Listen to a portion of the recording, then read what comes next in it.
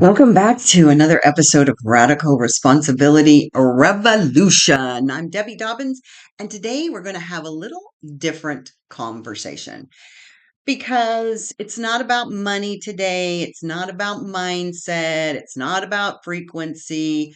Well, actually, all three of those things are hidden inside today's topic because today is Memorial Day here in the United States of America. And like I often do on holidays, I find myself curious about where these traditions come from because somewhere along the way, we've turned almost every holiday into a consumer experience. I'm a little over it.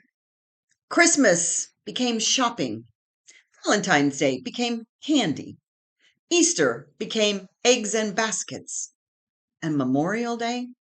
Memorial Day became mattress cells, barbecue specials, and the unofficial kickoff to summer, which I'm ready for summer. Here I am in my red, white, and blue today. And don't misunderstand me. I love a good, well, not a hamburger, but a turkey burger. I love floating in my pool. In fact, just this morning, I was stretched out on a giant floating raft in my backyard doing exactly that. And as I floated there in the sunshine, this beautiful sunshine we're having, something hit me. The freedom I was experiencing in that moment wasn't normal throughout human history at all. It's never been guaranteed by governments. It wasn't free.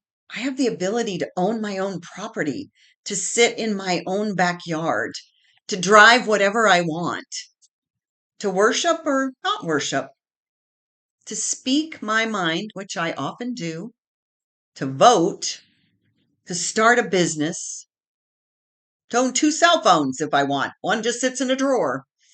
To have food delivered to my doorstep through an app because I'm feeling a little lazy that day. You see, every one of these freedoms came at a cost paid by people whose names most of us will never, ever know. And that's what Memorial Day is really about. It's not about those who served. That's Veterans Day, and I live by the base, so I'm always in love with my veterans. It's not about those currently serving. That's Armed Forces Day. Memorial Day is specifically about those who never came home. The sons, the daughters, fathers, the mothers, the brothers, the sisters, the friends, your neighbors, the ordinary people who made the ultimate sacrifice so that ordinary people like us could live extraordinary lives. And I think we've forgotten that, or perhaps more accurately, we've gotten comfortable enough to take it for granted. So today I want to talk about Memorial Day. Where did it come from? How did it originate? What is its real deep meaning? I want to talk about the miracle of democracy, the imperfections of America, because everybody wants to talk about those, and why gratitude may be one of the most patriotic acts available to all of us. You see, sometimes I feel like the country is in mistake prison. So, what do I mean by that? Before I even get into the history, I want to address something that's been weighing on me very, very heavily. There seems to be a movement in our culture right now that wants to endlessly remind America of every mistake she's ever made. Now, let's be clear. We should know our history, and some people are trying to wipe it out. We know our history, then we can learn from it. We should acknowledge where we failed and where we succeeded. But acknowledging mistakes and becoming imprisoned by them are two very different things. Listen, I've made mistakes in my life. Some really big ones. Read my book, you'll get most of them. Some really embarrassing ones, some painful ones. And I know you've made mistakes too. Every person listening to this podcast has moments they'd rather not have displayed on a big old billboard. Yet somehow we've decided that individuals deserve forgiveness and growth, but America doesn't.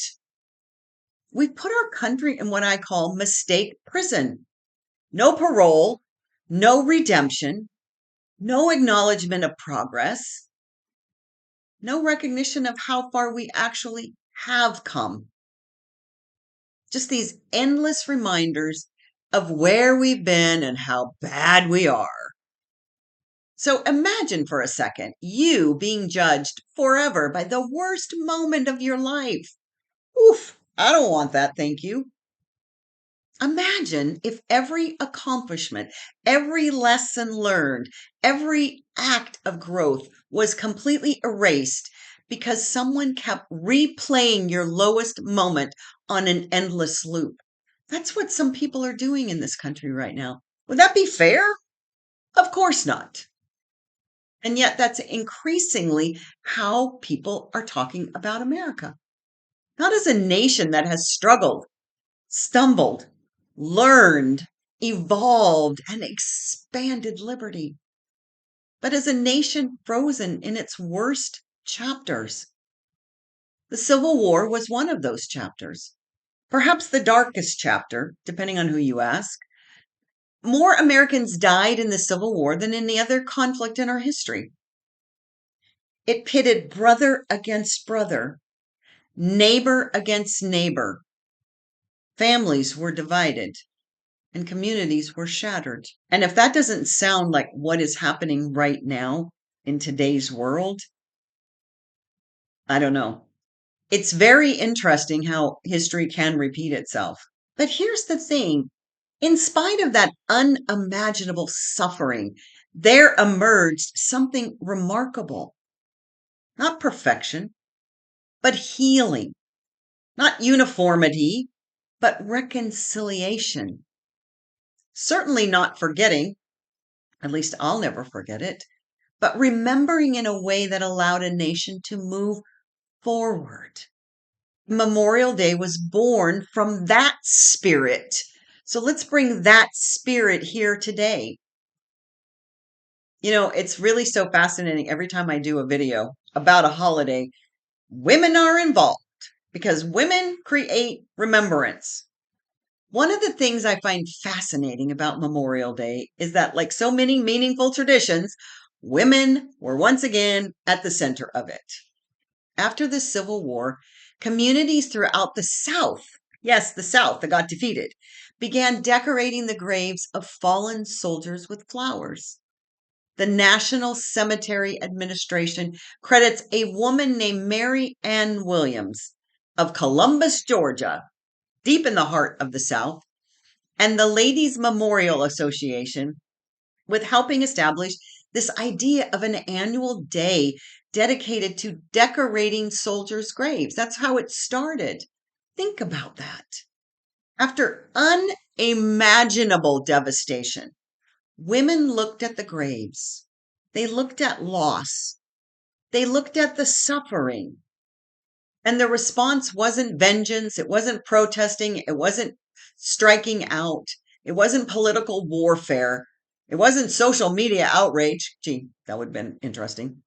It was flowers. I'm not sure you know this, but the poppy is the official flower of Memorial Day. So it's a very resilient flower. I'll do another video on that sometime. But these flowers represented beauty, memory, honor, recognition.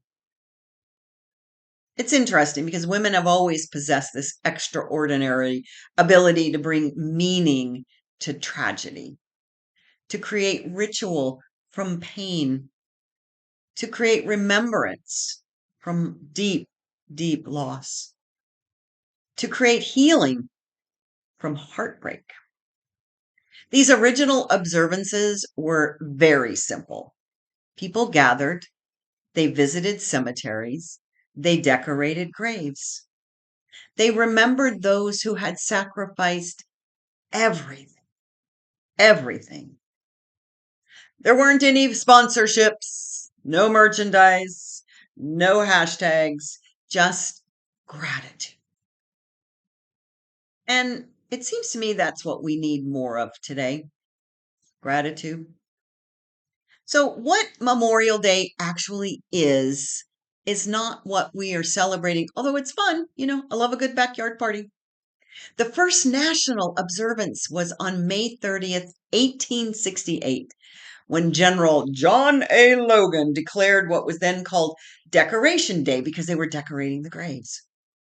His words were so beautiful.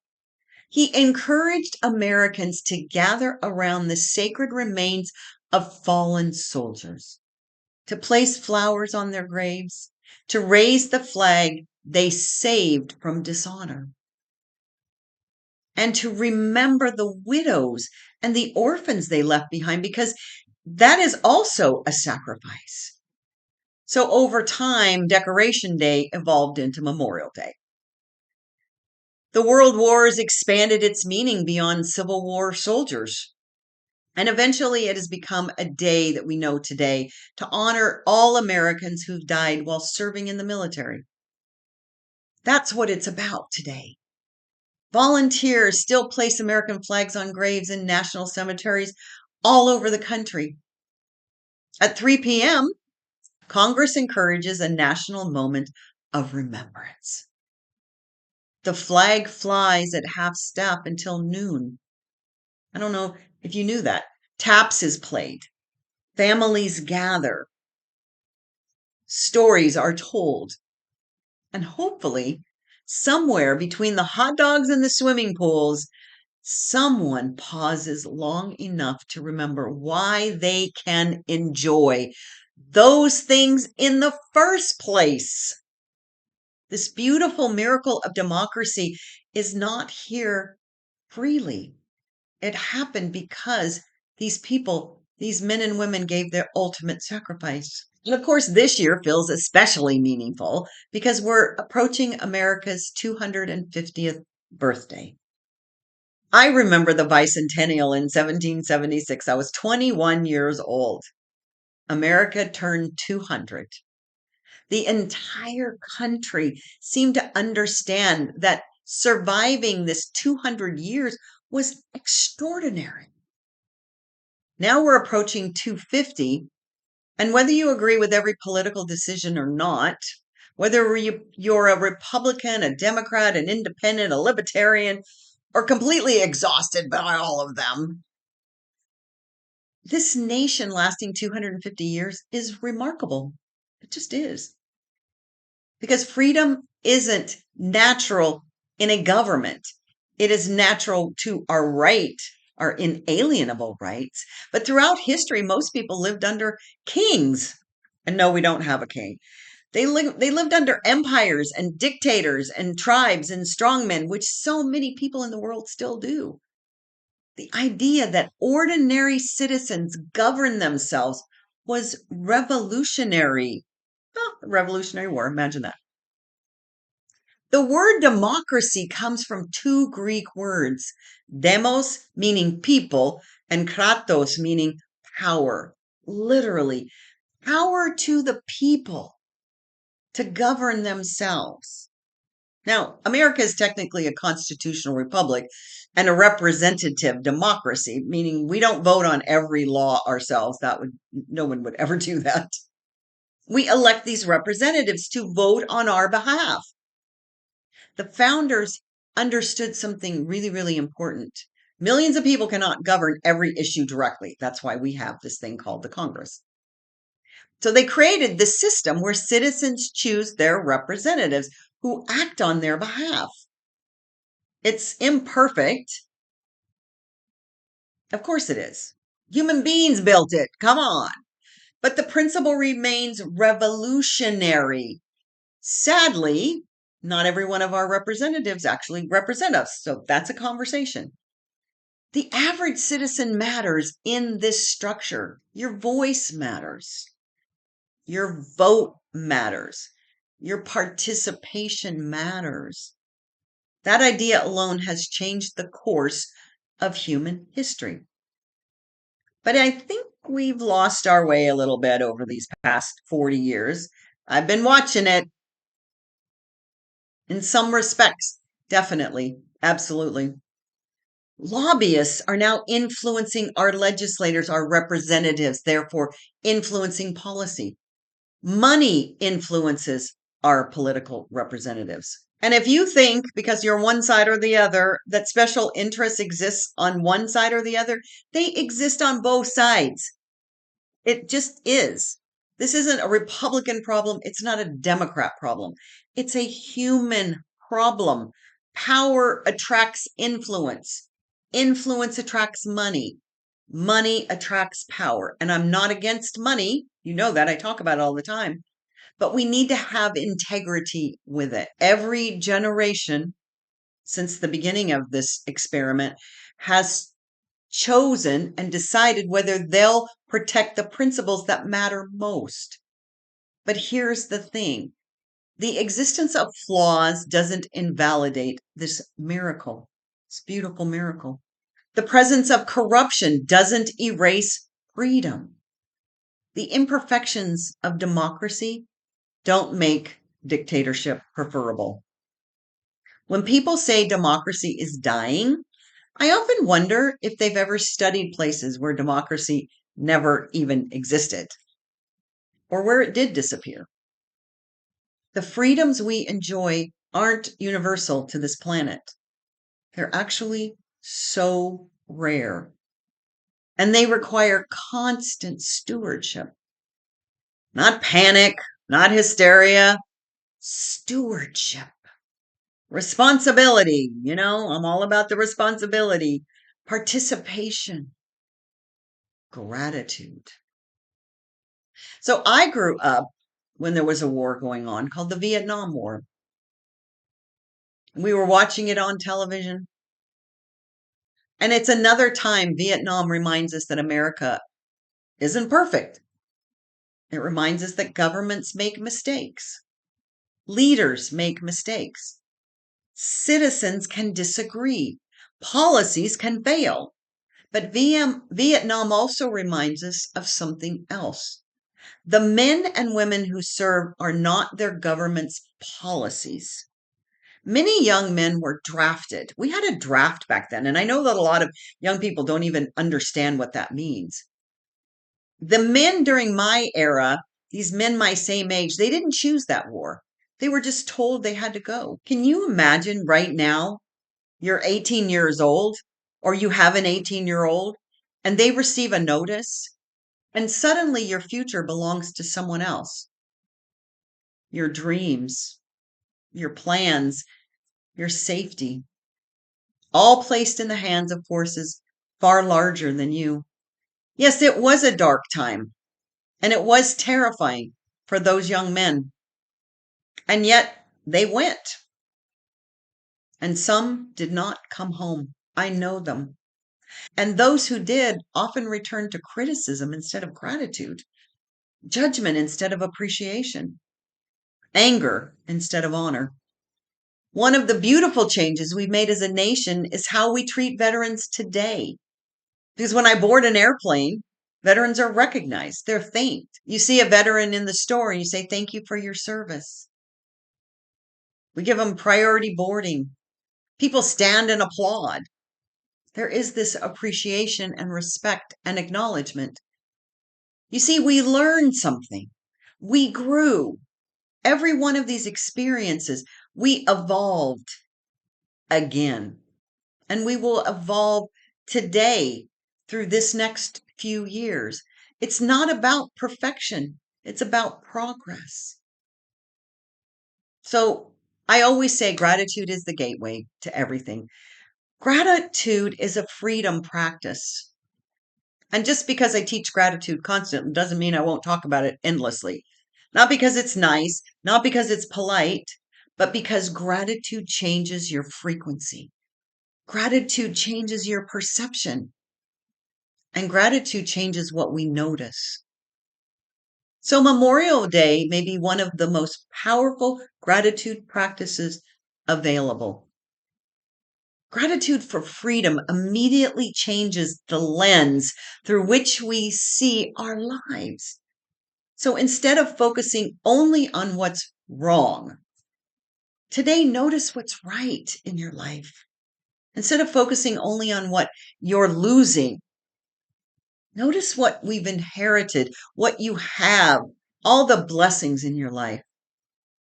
Instead of focusing only on your frustrations, notice your blessings.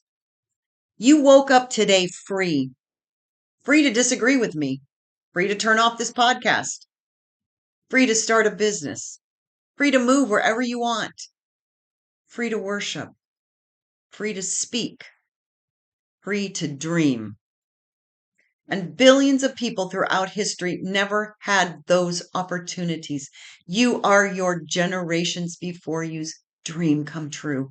And thousands of Americans died protecting these freedoms and dreams. That, my friends, deserves remembrance. So today, while you're grilling burgers, jumping into the pool, gathering with friends, watching the kids play, waving a flag, I want to offer a simple invitation.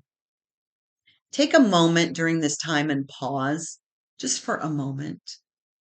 Think about one person, maybe someone in your family, maybe someone you never met, maybe a soldier whose name you'll never know, and just silently thank them. Thank them for your home. Thank them for your family, for your freedom, for your opportunities. Thank them for your voice, your choices, and most of all, your future. Because freedom isn't free. It never has been, and it never will be. A Memorial Day isn't ultimately about death. It's about legacy. It's about sacrifice. It's definitely about gratitude. And it's about remembering that the life we enjoy today was purchased by people who believe future generations mattered more than their own comfort and their own lives. What an extraordinary gift. So, as we begin this summer season, I'm so excited about summer. As we move towards America's 250th birthday, what? Oh, that's so exciting. As we continue navigating all the disagreements and debates that come with living in this free society, may we remember something simple. This country is not perfect. And guess what? Neither are you, and neither am I. Perfection has never been the goal, nor should it ever be for anyone. Freedom was the goal. Freedom. And every generation is called to protect it, to improve it, to steward it, to appreciate it, and to remember those who paid the highest price to preserve it. From the Civil War to World War I, World War II, Korea, Vietnam, the Gulf Wars, Afghanistan, and now Iran. Every conflict in between, we honor the fallen. We remember. We say thank you. And for that, there are truly no words big enough. Happy Memorial Day, my friends.